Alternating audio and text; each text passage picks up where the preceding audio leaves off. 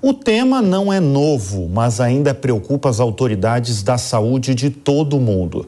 Nas últimas semanas, uma nova onda de Covid foi registrada também aqui no Brasil. E para entender melhor sobre esse assunto, eu vou entrevistar o infectologista e professor da Unifesp, Eduardo Medeiros. Muito boa tarde, Eduardo. Obrigado pela presença aqui no Fast News. É lamentável a gente novamente divulgar essa volta aí de uma Covid no país. Eu queria que o senhor traduzisse aí qual é a real situação hoje no Brasil em relação à Covid-19. Muito boa tarde, é um prazer estar aqui com você, seus ouvintes. Na verdade, a Covid não desapareceu da nossa realidade, né? Nós tivemos aí, desde o início da pandemia, aqui no Brasil, lá no início dos anos 2020, a partir daí começou aqueles grandes picos da doença, muitas internações, muitas mortes, e aí já no final de 2022, início de 2023, a pandemia realmente mostrou uma diminuição do número de casos.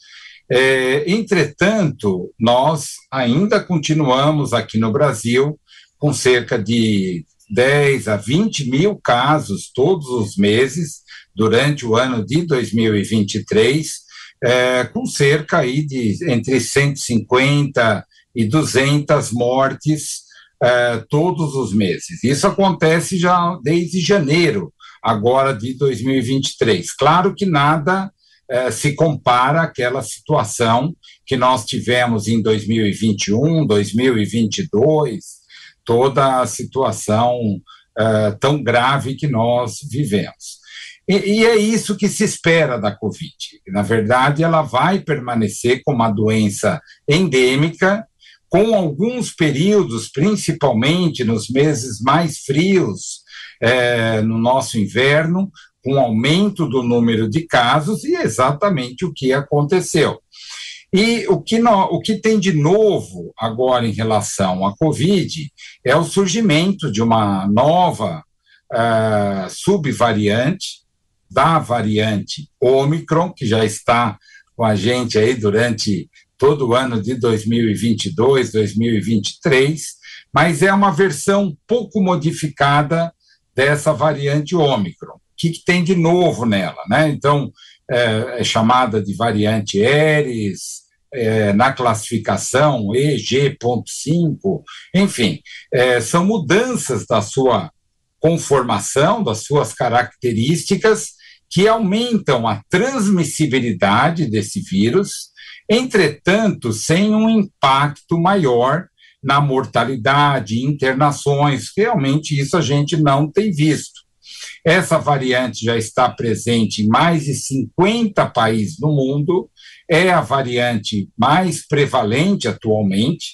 Aqui no Brasil nós já detectamos o primeiro caso em agosto, agora mais recentemente, o primeiro caso foi aqui em São Paulo, detectado em 17 de agosto, e mais recentemente mais um caso no Distrito Federal e no Rio de Janeiro. Então, provavelmente, essa variante já está realmente se transmitindo aqui no Brasil, porque esses casos não tinham nenhuma relação com viagens para fora do país, que pudessem estar trazendo essa nova cepa. Isso não aconteceu, e a consequência disso provavelmente já está se disseminando no Brasil. Espera-se, já concluindo, espera-se que tenhamos aí nas próximas semanas um aumento desses casos, principalmente relacionados àquelas chamadas síndromes gripais. Doutor, o senhor acabou de falar sobre consequências, né? Mas eu queria entender a causa. O senhor falou muito rapidamente que a Covid-19, ela nunca acabou, que é uma verdade, né? Nunca acabou no mundo. E ela continua. Mas o que causa essa possível nova onda de Covid-19? O senhor falou muito sobre períodos aí do inverno, né? Nós tivemos, principalmente aqui na cidade de São Paulo, em várias regiões do Brasil, baixas temperaturas recentemente, né? Principalmente há 2 semanas atrás. O que causa essa possível nova onda de Covid-19? Veja, nós vivemos um mundo globalizado, né? Claro, e as pessoas viajam, passam por situações de... Hoje não existe mais aquele controle que tínhamos nos portos, aeroportos, em relação às viagens. E o resultado que o coronavírus, né? O vírus da Covid, ele está endêmico no mundo ainda. Tem países onde você tem surtos, tem aumento de casos, e as pessoas nessas viagens eventualmente pode pegar o vírus, trazer para o Brasil, transmitir para algumas pessoas do seu convívio, essas pessoas transmitem para outros e assim por diante. Então, isso é o que está acontecendo. Claro, nós temos uma cobertura vacinal da Covid, com a primeira e segunda dose aqui no Brasil, especialmente nas grandes cidades, superior a 90%. Quando vai para as doses de reforço, isso vai caindo. Por exemplo, com a primeira dose de reforço, a cobertura já cai para 70%. Com a segunda dose de reforço, isso vai para 40%. Com a vacina mais atual, que já tem característica lá do vírus Ômicron, essa cobertura hoje no Brasil está em torno inferior a 10% em muitos estados. Aqui em São Paulo está em torno de 20%, muito aquém da meta estabelecida, que seria uma cobertura vacinal acima de 90%. Então, isso certamente diminuiu o número de casos, evitou internações, evitou mortes, e por isso hoje nós estamos vivendo uma situação de estabilidade com relação à Covid, muito por conta da cobertura vacinal. Mas quando surge uma nova cepa, ela pode escapar dessa resposta imunológica.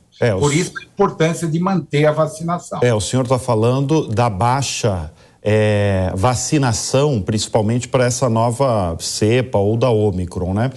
As pessoas, os brasileiros, todo mundo no mundo ficou 2 anos e meio ouvindo falar de cuidados para, da Covid-19, né, para não pegar o vírus.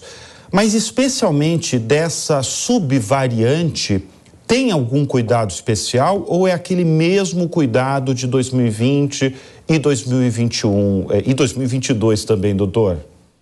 Olha, a forma de transmissão do vírus é a mesma, fundamentalmente por gotículas. E é claro que as medidas de prevenção mais importantes, além da vacinação, que te dá uma boa cobertura, inclusive para novas variantes que possam surgir, o uso de máscara também é importante, especialmente em populações mais susceptíveis. A exemplo de idosos, imunodeprimidos, pessoas com comorbidades graves, doenças graves do coração, do pulmão. Se for para algum evento, algum local que você vai ter contato com outras pessoas, especialmente locais fechados, sempre utilize a máscara. A máscara, ela é muito importante porque ela evita a transmissão da doença, porque ela funciona como uma barreira para as gotículas. Quando estou conversando com vocês, as minhas pequenas gotas de saliva, que se eu estivesse com Covid, estariam cheias de vírus, vai atingir uma distância de 1 metro, 1,5 metros. Se eu falar mais alto, gritar, isso chega até 2 metros. Se eu estou de máscara, eu não transmito, porque essas pequenas gotículas ficam retidas na malha da máscara. Então, é importante, especialmente se você tiver sintomas respiratórios. Se você está com algum quadro gripal, antigamente, né, antes da Covid, você saía, espirrava em público, tossia, quer dizer, isso não tem cabimento depois da situação que nós vivemos. Quer dizer, doutor... Principalmente usar máscara. Doutor, então o senhor recomenda a volta do uso da máscara no nosso dia a dia? Na verdade, nós nunca tiramos nessa população, nós sempre recomendamos em pacientes imunodeprimidos, pacientes com câncer, em uso de quimioterapia, pacientes com infecção pelo HIV/AIDS, vivendo com HIV/AIDS, sempre a utilização de máscara. Idosos, pessoas idosas, também têm um risco maior. Nós nunca recomendamos a retirada dessa máscara nessa população. É diferente de um indivíduo rígido de seu dia a dia, que não há necessidade de retorno da máscara. A situação epidemiológica que nós estamos vivendo hoje, ela ainda não leva a uma recomendação de retorno do uso da máscara, exceto nessas situações que eu coloquei em pessoas que realmente são mais susceptíveis em ambientes fechados, de pouca ventilação.